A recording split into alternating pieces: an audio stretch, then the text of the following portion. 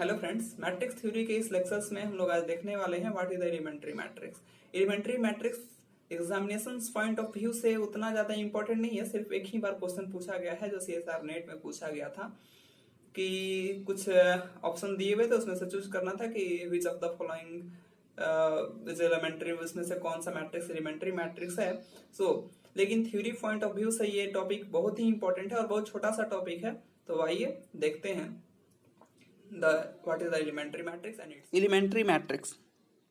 A matrix obtained by the performing a singular transformation on an identity matrix is known as the elementary matrix. बहुत simple सा definition है कि अगर आप identity matrix पे सिर्फ एक और एक ही ऑपरेशन अप्लाई करने के बाद जो हमें मैट्रिक्स मिलता है उसे हम क्या बोलते हैं, एलिमेंट्री मैट्रिक्स।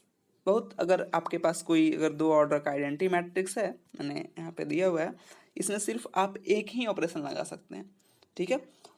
उसके बाद जो आपको मैट्रिक्स मिलेगा तो मैट्रिक्स क्या होगा, that's said to be elementary matrix. ऐसा नहीं कि दो रो ऑपरेशन या दो ऐसा लगा सकते हैं, नहीं, ऐसा नहीं कर सकते हैं। जैसे फॉर एग्जांपल देखिए इस मैट्रिक्स में क्या किया गया है, ये आइडेंटिटी मैट्रिक्स, इसमें क्या ऑपरेशन लगाया गया, हमने 5 से मल्टीप्लाई किया है सेकेंड रो में, ठीक है, और ऐड कर दिया इसको कहाँ, फर्स्ट रो में। ये कौन सा प्रॉपर्टीज था, पिछले लेक्चर्स में हमने लोगों ने देखा है कि ये थर्ड प्रॉपर्टी था रो का, कि आप किसी दूसरे रो में एक किसी स्केलर से मल्टीप्लाई कीजिए, सॉरी सेकंड प्रॉपर्टी था कि किसी दूसरे रो में मल्टीप्लाई करके फिर उसे किसी रो में जोड़ सकते हैं, ठीक है।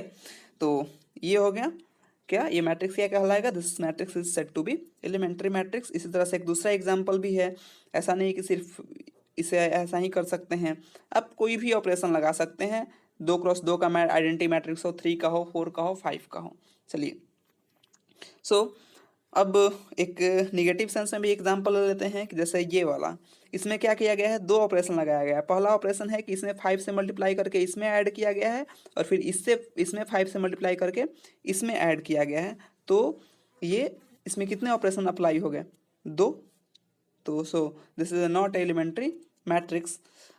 तो ये हो गया। अब एलिमेंट्री मैट्रिक्स के यूज पे हम लोग आते हैं। जैसा कि हमने इंट्रोडक्शंस में बात की थी इसकी कि क्यों भाई, कि देखिए एक सिंपल सा अभी समझते हैं हम कि ये आइडेंटिटी मैट्रिक्स है, ये कोई मैट्रिक्स है ABCD सेट्स, मल्टीप्लाई किए, बहुत ऑब्वियस सा बात है, किसी मैट्रिक्स को भी आइडेंटिटी मैट्रिक्स में मल्टीप्लाई करने के बाद वो मैट्रिक्स इटसेल्फ मिलेगा। चलिए ठीक है, अब हम क्या कर रहे हैं कि इस मैट्रिक्स में हमने एक रो ऑपरेशन अप्लाई किया, कहाँ, इस आइडेंटिटी मैट्रिक्स में हमने एक रो ऑपरेशन अप्लाई किया, मतलब ठीक है, एलिमेंट्री मैट्रिक्स उसको कह सकते हैं, या फिर सिंपल समझें तो एक ठो रो ऑपरेशन अप्लाई किया यहाँ पे। वो रो ऑपरेशन क्या था कि हमने सेकेंड वाले रो में 5 से मल्टीप्लाई करके फर्स्ट वाले रो में ऐड कर दिया था। क्या कर दिया था, फर्स्ट वाले रो में ऐड कर दिया था। उसके बाद फिर से मैंने इस मैट्रिक्स ABCD से मल्टीप्लाई किया इसमें, तो जो रिजल्टेंट मिला हमको, वो रिजल्टेंट क्या मिला, A + 5C, B + 5D, C and D। और यहाँ जो रिजल्टेंट मिला था क्या मिला था, ABCD। सिंपल, जब हमने आइडेंटिटी मैट्रिक्स से मल्टीप्लाई किया था और फिर एलिमेंट्री मैट्रिक्स से मल्टीप्लाई किया, तो देखिए क्या हुआ, जो ऑपरेशंस मैंने यहाँ पे अप्लाई किया था सेम टू सेम यहाँ पे वही ऑपरेशन अप्लाई हो गया, जो यहाँ अप्लाई हुआ वही यहाँ भी अप्लाई हो गया। मतलब क्या है, देखिए आप देख सकते हैं इसमें क्या हुआ है कि इसमें 5 से मल्टीप्लाई हो गया फिर इसमें ऐड हो गया है, तो क्या हो गया, A + 5C, B + 5D, ठीक है। हम क्या देख रहे हैं कि अगर हम रो ऑपरेशन किसी एलिमेंट्री मैट्रिक्स में रो ऑपरेशन करते हैं, मतलब किसी अगर मैट्रिक्स में हमें रो ऑपरेशन करना है, तो हम ऐसा कर सकते हैं कि एलिमेंट्री मैट्रिक्स में हम वो ऑपरेशन करके उसके प्री में मल्टीप्लाई करें। इसी बात को आगे हम लोग देखने वाले हैं कि if you want to perform any elementary row operation on any given matrix then we should to pre multiply. क्या है कि अगर हम किसी एलिमेंट्री मैट्रिक्स में रो ऑपरेशन अप्लाई कर रहे हैं, then we should to apply pre multiplied by identity matrix.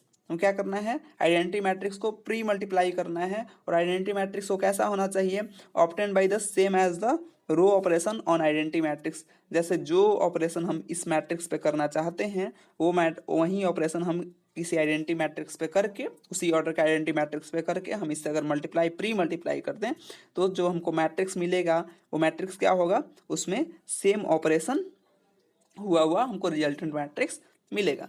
यही बात है। तो ये बात सिमिलरली हम कॉलम के भी सेंस में कर सकते हैं कि we want to perform any elementary column operations on any given matrix then we should be post multiplied.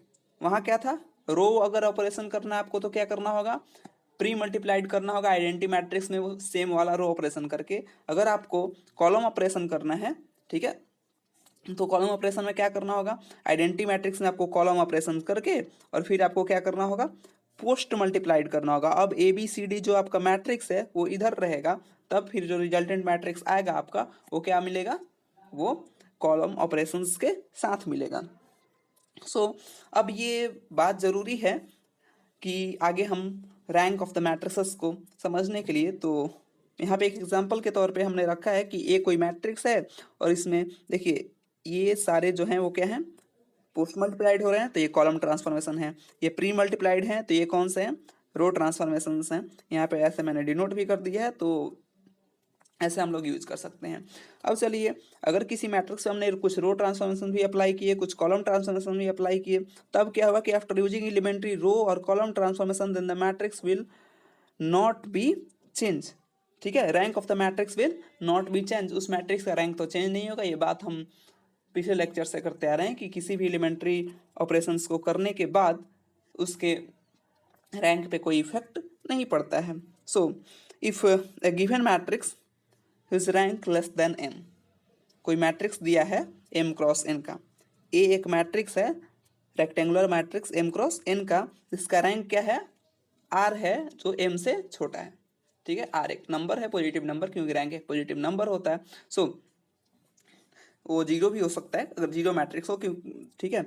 तो r एक नंबर है सिंपली जो m से छोटा है, and order of A B M cross N, जो मैंने बताया कि रेक्टेंगुलर है, by applying only row transformation. हम यहाँ क्या कर रहे हैं, सिर्फ रो ट्रांसफॉर्मेशन कर रहे हैं, और it can be made to equivalent A B followed by null matrix where B R cross N. देखिए जब हम रो ट्रांसफॉर्मेशन करते जाएंगे तो फाइनली हमको क्या मिलेगा, ठीक है। अगर रैंक, यहाँ हमने पहले ही बात कर लिया कि मैट्रिक्स का क्या है, रैंक आर है। रैंक जब आर है और ये जो आर है ये एम से क्या है, छोटा है, तो ऑब्वियस सी बात है कि रैंक आर है। अगर हम echelon form of the matrices की बात करें, ठीक है, echelon form of the matrices पे बात करें, तो अगर आर छोटा है एम से और इसके पास कुल एम रो हैं, ठीक है, तो कुछ रो को लास्ट में यहाँ पे क्या होना होगा, जीरो रो होना होगा ना। सेम बात है कि अगर हम ऐसा रो ऑपरेशन करते जाएं तो हमें कुछ जीरोज रो मिलेंगे, और वो जीरोज रो कितने होंगे, देखिए अगर ये मैट्रिक्स था, इसमें अगर रैंक आर है तो R number of non zero row मिलेगा, और अब जीरो रो की संख्या कितनी होगी भाई, तो m माइनस आर होगी, और n कॉलम तो है ही, तो इसको हम इस तरह से रिप्रेजेंट कर सकते हैं कि a m cross n equal to b r cross n, और जो जीरो का रिप्रेजेंटेशन होगा वो क्या होगा, zero of m minus R cross n, मतलब इसके पास जीरो रोज कितने होंगे, m minus R zero row होंगे विथ कॉलम n। ठीक है, चलिए, then B has R independent row and rest M minus R row is dependent. हमें फाइनली यही बात समझनी थी कि डिपेंडेंट और इंडिपेंडेंट। तो इसी के कंसिक्वेंट हम अगले लेक्चर्स में बात करेंगे, row rank of the matrix and column rank of the matrices की। हाँ, और अगर आप ये सेम नोट्स चाहते हैं तो डिस्क्रिप्शन बॉक्स में एक टेलीग्राम का लिंक दिया हुआ है, वहाँ से आप फाइंड कर सकते हैं जाके। So thanks for watching this video.